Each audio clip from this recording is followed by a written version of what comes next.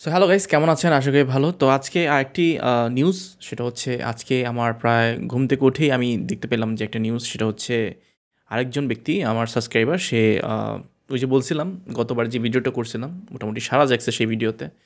আহ, তো সেখানে আমি বলছিলাম যে ছেলেটি 8ই ডিসেম্বর অ্যাপয়েন্টমেন্ট পায়। অ্যাপয়েন্টমেন্ট পাওয়ার সাথে সাথেই 3 দিন পর তাকে বিএফএস গ্লোবাল থেকে কল দিয়ে আবার তাকে ডাকে পাসপোর্ট জমা দেওয়ার জন্য। প্রথমে কিন্তু 8 তারিখে স্ক্যান কপি রাখছিল, যেহেতু জানেন যে প্রথমে স্ক্যান কপি রাখে, তারপর যখন সব কিছু ঠিকঠাক থাকে তখন বিএফএস গ্লোবাল থেকে কল দিয়ে আপনার পাসপোর্ট চাইবে যদি ভিসা হয়ে থাকে। তো আমি সেই অনুযায়ী আমি তাকে বলছিলাম যে হ্যাঁ, ভিসা আপনি পাবেন ইনশাল্লাহ। তো ভিসা আজকে তিনি নিয়ে আসলেন। তো এখন ব্যাপারটা কি আসলে, আপনারা যারা এই যে দেখা যাচ্ছে যে আপনার পাসপোর্ট জমা দিয়ে রিটার্ন হয়ে গেল এবং যারা স্ক্যান কপি দিয়ে রাখছে তাদেরও কোনো খবর নাই, বাট হঠাৎ করে দেখা যাচ্ছে কিছু কিছু ফাইল যারা নাকি ইমেল করছিল অ্যাপয়েন্টমেন্টের জন্য, তারা অ্যাপয়েন্টমেন্ট পেয়ে ভিসাও পেয়ে যাচ্ছে। তো অনেকের মনে হয়তো অনেক কষ্ট লাগতে পারে। তো এখন এদের কেন তাড়াতাড়ি ভিসাটা পাচ্ছে? এখন যিনি আগে ভিসা পাবে, মনে হচ্ছে যে তিনি যেহেতু অ্যাপয়েন্টমেন্টের জন্য দিছে, তারপরে তার আগে সব কিছু হয়ে গেল, তাহলে অনেকেই ধরে নিতেছে যে তারা টাকা দিয়ে করছে। এই যে এই জিনিসগুলাকে যারা এইসব চিন্তা ভাবনা করে, যে এরা টাকা দিয়ে করছে বা এইসব কিছু তারা চিন্তা করে, এরা গর্ধব ছাড়া কিছুই না। এখানে আপনার বুঝতে হবে ব্যাপারটা। দেখেন, ওরা টাকা দিয়ে করেনি, আমি যতদূর আমাকে মেসেজ করছে তারা টাকা দিয়ে করেনি, তারা স্বাভাবিকভাবেই অ্যাপয়েন্টমেন্ট আসছে, কোনো টাকা মোকা তারা দেয়নি, ঠিক আছে? এই কথাটা ভ্রান্ত ধারণা। অনেক বড় বড় ব্লগাররাও এইসব কথা বলতেছে যে টাকা দিয়ে করছে, টাকা দিয়ে করছে। আসলে না, ব্যাপারটা অন্যখানে।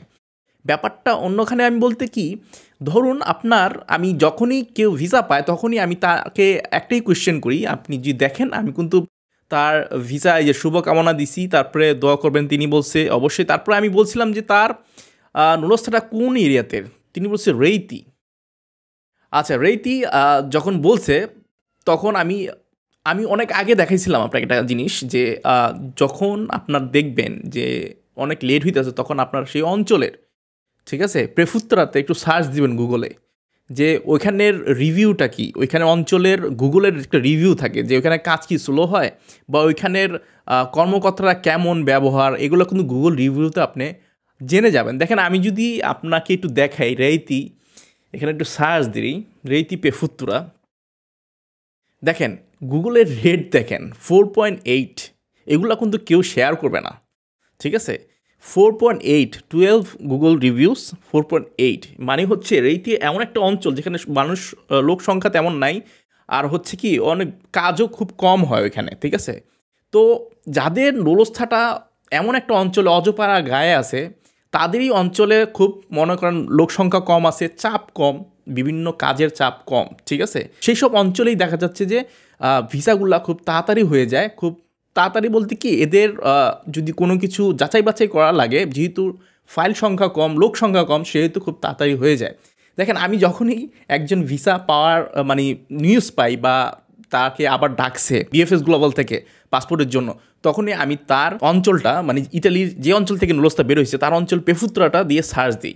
আপনি যখনই একটা সার্চ দিবেন দেখবেন আমার প্রমাণ পেয়ে যাবেন যেখানে খুবই ফাস্ট। এবং তার এই যে আমি যদি 12 রিভিউ দেখি, দেখুন যেখানে 5 স্টার, 5 স্টার, সবই 5 স্টার।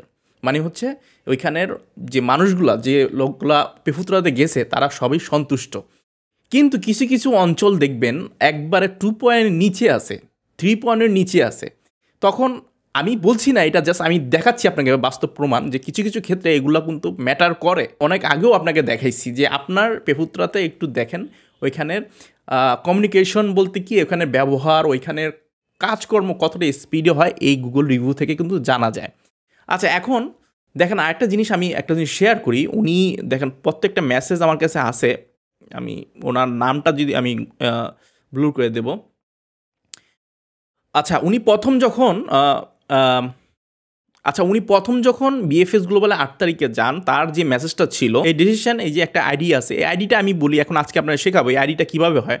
দেখেন, আমরা যখন একটা স্লিপ পাই, স্লিপের মধ্যে ঢাকা যাদের আছে DHA থাকে, যখন আপনি বিএফএস গ্লোবাল পাসপোর্ট আবার চাইবে, তখন কিন্তু আপনার সেই আইডিটাকে ভিত্তি করে একটা আরেকটা আইডি হবে, যেটা ইটালি অ্যাম্বাসির একটা আইডি আছে, যে আইডির মাধ্যমে আপনাকে আইডেন্টিফাই করা হয়। এই যে আইডিটা কীভাবে পরিবর্তন হয় দেখেন, জাস্ট আপনার তো যখন আপনার স্লিপে যে আইডিটা থাকে ডিএইচএ কে দিয়ে, ঢাকার যাদের বলতেছি ডিএইচএ কে থাকে, তখন ওই আইডিটা ডিএইচএ কে চলে যায় এবং পরবর্তী যেই জমার ইয়াটা আছে, আপনি যেই তারিখে জমা দিবেন, এই দেখেন যেই তারিখে উনি জমা দিছে সেই তারিখের কোড নাম্বার এটা, ঠিক আছে। তিনি ডিসেম্বরে 8 তারিখে জমা দিয়েছে 24 সালের, তো সেইটা হচ্ছে এই কোড। আর এই যে কোডটা দেখছেন মাঝখানে 047, মানে হচ্ছে তিনি এই সিরিয়াল নাম্বারে ওই দিন ছিলেন, মানে 47 জনের মধ্যে তিনি ছিলেন, মানে 47 নাম্বারে তিনি ছিলেন, ঠিক আছে। আজকে হয়তোবা অনেকের কয়েকটা ভিসা এই তারিখেই পাইছে, দেখেন এই তারিখে জমা দিছে, 08-12-24 তারিখেই জমা দিছে, আপনি দেখবেন যে সিমিলার, ঠিক আছে। জমা দিছে 8 তারিখে, আজকে কিন্তু সেই 8 তারিখে জমা দিয়ে আজকে অনেকেই ভিসা রিসিভ করছে, ঠিক আছে। ওই একই ঘটনা যেহেতু, তো সেই ক্ষেত্রে ওগুলো মিল পাবেন, বাট এই সিরিয়াল নাম্বারটা দেখবেন সেম না, একজনের 47 থাকতে পারে, একজনের হয়তো বা 38 থাকতে পারে, 39 থাকতে পারে। তো ওই দিন ডিসেম্বর 8 তারিখে যে সিরিয়াল নাম্বারটা ছিল সেই সিরিয়াল নাম্বারটা কিন্তু এইটা। তো আপনারা যাদের রিটার্ন পাসপোর্ট আছে, তো রিটার্ন পাসপোর্টে যেই আপনার স্ট্যাটাস বা রেফারেন্স নাম্বারটা দিয়ে আপনারা চেক করেন, সেই রেফারেন্স নাম্বার দিয়েই কিন্তু আপনার থাকবে, ওটা কিন্তু চেঞ্জ হবে না। যেদিন আপনি জমা দিয়েছেন সেই দিনই কিন্তু আপনার এই রেফারেন্স নাম্বারে এই ডেটটা থাকবে, এবং এই যে মাঝখানে 0047 ওইখানে দেখবেন আপনার যে সিরিয়াল নাম্বার, মানে যখন যে টোকেন নাম্বার সিরিয়াল নাম্বার আপনি জমা দিচ্ছেন সেই নাম্বারটা থাকবে, আর 01 সব ক্ষেত্রে থাকে। তো বুঝে গেলাম তো এই রেফারেন্স নাম্বারটা কীভাবে হয়। তো যখন আপনি দেখবেন, যখন আপনার সব কাজ হয়ে যাবে, যখন আপনাকে একটা খামের মতো দেওয়া হবে, তখন কিন্তু ওই রেফারেন্স নাম্বারটাই থাকবে, কিন্তু ওই যদি আপনি ঢাকা থাকেন তো ডিএইচকে সরে যাবে, আইটিএ ডিএসি এগুলো থাকবে সাথে, ঠিক আছে। তো আপনার কিন্তু ওই রেফারেন্স নাম্বারই হচ্ছে মেন, সবগুলো ওই রেফারেন্স নাম্বার কখনো চেঞ্জ হবে না, জাস্ট ডিএইচকে থেকে আইটিএ ডিএসিটি চেঞ্জ হবে। তো এখন তো বুঝে গেলাম, কষ্ট করে বুঝিয়ে দিলাম, ঠিক আছে, যে রেফারেন্স নাম্বারটা কীভাবে তৈরি হয়। দেখেন এটার একটা আমি এক্সাম্পল আপনাকে দেই। আজকে হয়তো আরেকজন বাইজিৎ নামে আমি ফেসবুকে দেখলাম আরেকজন ভিসা পাইছে, তারও মনে হয় 8ই ডিসেম্বরে জমা ছিল, আমি যদি ভুল না করি।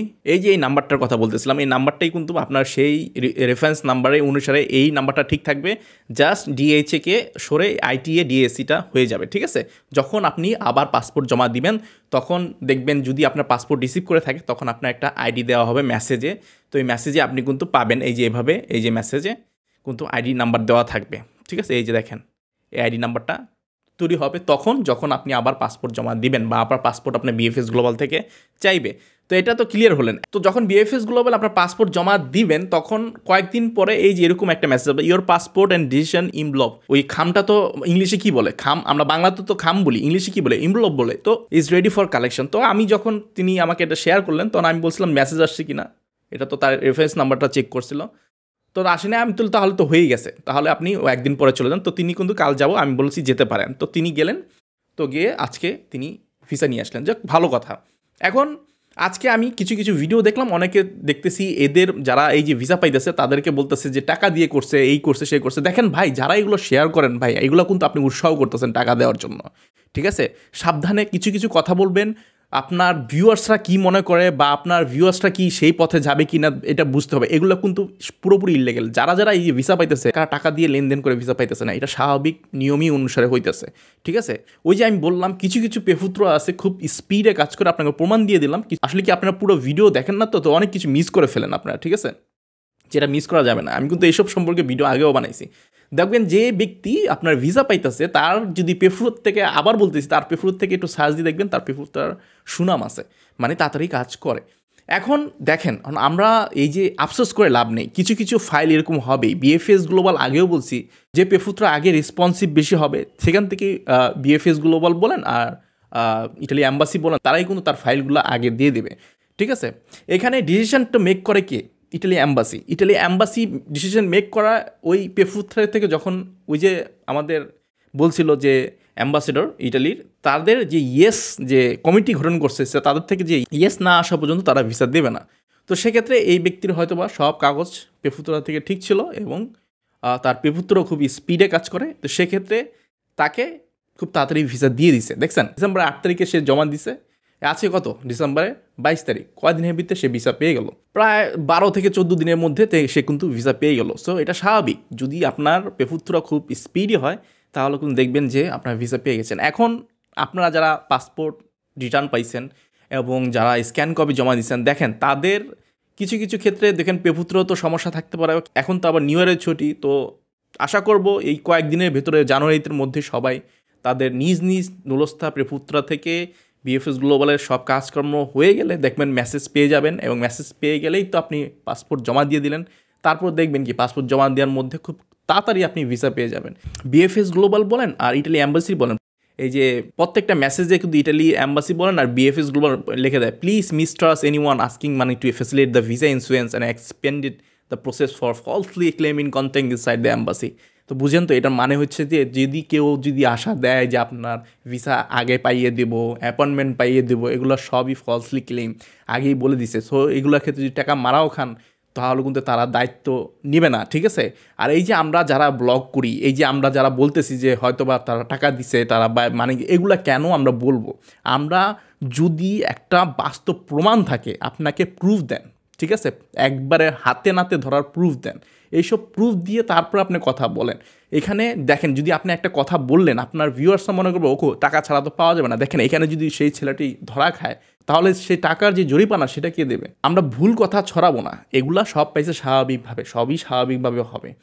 আন্ডার দ্য টেবিল আমরা কোনো কাজই করব না। আন্ডার দ্য টেবিল যখনই কাজ করতে যাবেন আপনার একটা রিস্ক থেকে যাবে আপনার ফাইলের ওপর, আপনার সব কিছুর ওপর। তো আরেকটা জিনিস আমি শেয়ার করি, অনেকে আমাকে বারবার মেসেজ করে, আসলে সব কিছু তো বলা সম্ভব হয় না।